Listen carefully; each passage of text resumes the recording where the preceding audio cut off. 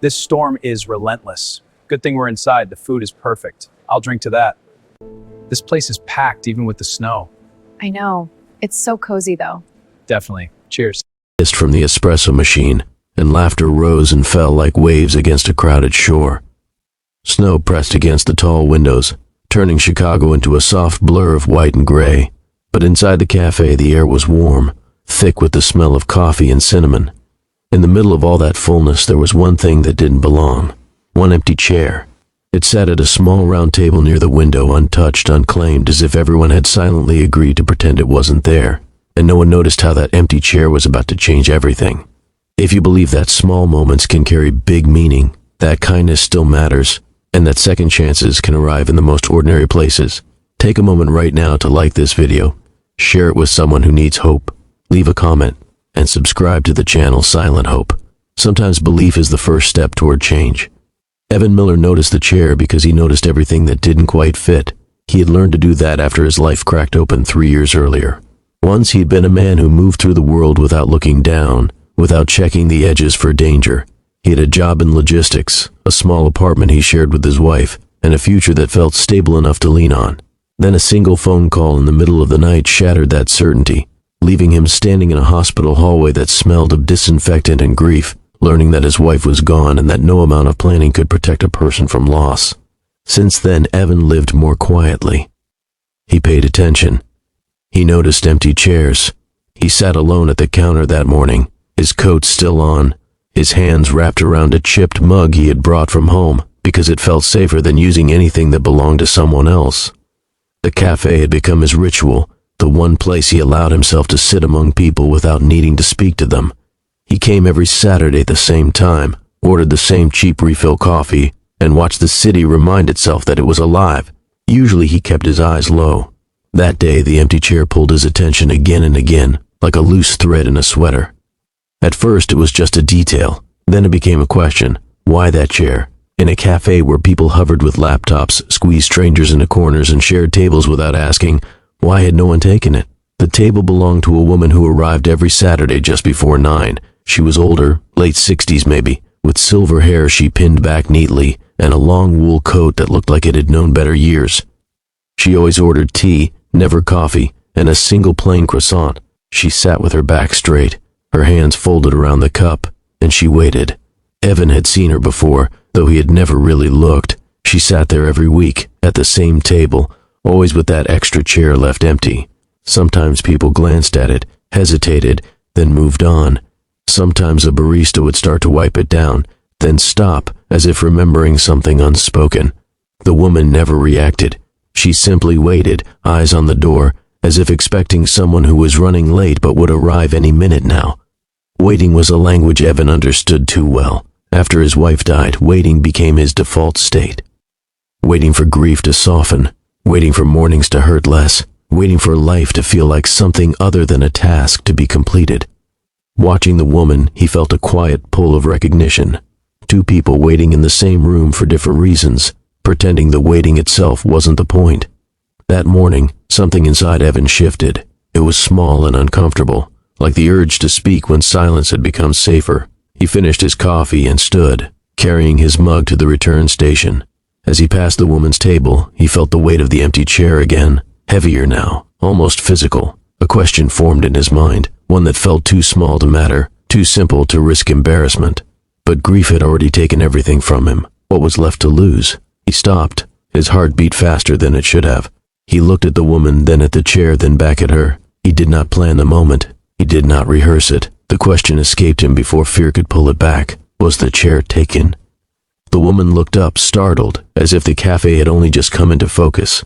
Her eyes were pale and sharp, the kind that had seen long lives and learned to measure words carefully. For a moment she said nothing. The noise of the cafe rushed in around them, filling the space where her answer should have been. Then she smiled, slowly, sadly, and shook her head. The chair was not taken, she explained, but it was saved. Saved. The words settled between them, heavy with meaning. Evan nodded, feeling foolish, ready to apologize and move on. But the woman surprised him. She gestured to the chair, a small, decisive movement. If he wanted, he could sit, just for a moment. He sat. That was how everything began. They did not talk much at first. Evan learned her name was Margaret. She learned his name and nothing else. Silence stretched between them, but it was not uncomfortable. It was the kind of silence that comes from shared understanding, from knowing that not every story needs to be told all at once. Margaret drank her tea slowly. Evan watched the snow thicken outside the window. The empty chair, now occupied, felt warmer than it had any right to be. Over the weeks that followed, Saturday mornings changed shape. Evan found himself arriving earlier, drawn by a sense of obligation he could not explain. Margaret was always there, always with the same tea, the same croissant, the same waiting posture. Sometimes they spoke, sometimes they did not. When they did, it was about small things. The weather, the cafe's music, the way the city sounded different after a snowfall. These details felt safe, like stepping stones across deeper water. Gradually, the truth surfaced, not as a confession but as a natural unfolding. The empty chair had belonged to Margaret's son. He had come with her every Saturday for years, ever since his wife died and weekends became something to endure rather than enjoy. They had sat together, talked about nothing important, and pretended that routine could stand in for healing. One winter morning he did not show up. Later that day a police officer knocked on Margaret's door. An accident, a patch of ice, a moment that ended everything. Margaret kept coming to the cafe.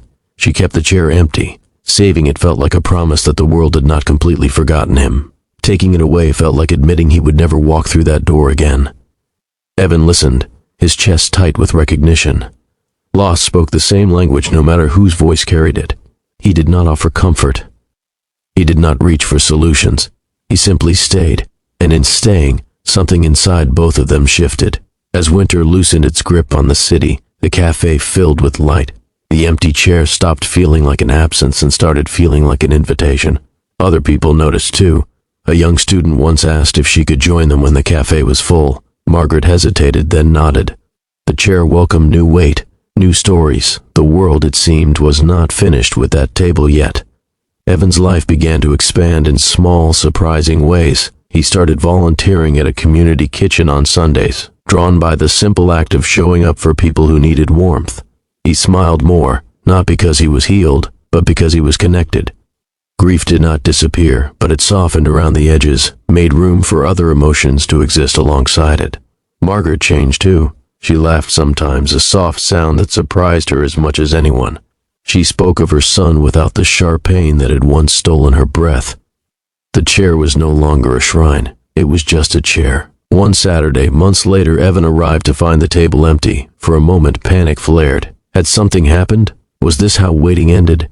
Then he saw Margaret approaching from the door, her coat unbuttoned, her step steady. She smiled at him, a real smile this time, and sat down. The chair between them remained empty, but it no longer felt lonely. If this story has reached something tender inside you, if it has reminded you of someone you miss or a kindness you once received, please take a moment now to like this video, share it, and subscribe to Silent Hope. Your engagement helps stories like this reach others who are quietly waiting for a sign that they are not alone. As spring arrived, the cafe changed owners. Renovations came. Tables were rearranged. On the last day before the remodel, the old furniture was stacked near the door. Evan and Margaret stood together, watching as the familiar chairs were carried away. When they reached the small round table by the window, the barista asked if anyone wanted to keep one as a memory. Evan looked at Margaret. She looked at the chair. Then she nodded. They carried it out together into the bright Chicago afternoon, the city loud and alive around them. It was just a chair, scuffed wood, uneven legs, nothing special to anyone else. But to them, it held waiting, loss, and the quiet miracle of connection. Before the story ends, we have one special request for you. Please comment below and tell us about a small moment in your life that changed something big. Or simply write, "I believe," if you believe in kindness and second chances. The chair now sits in a corner of Margaret's living room, not empty, not sacred, just present.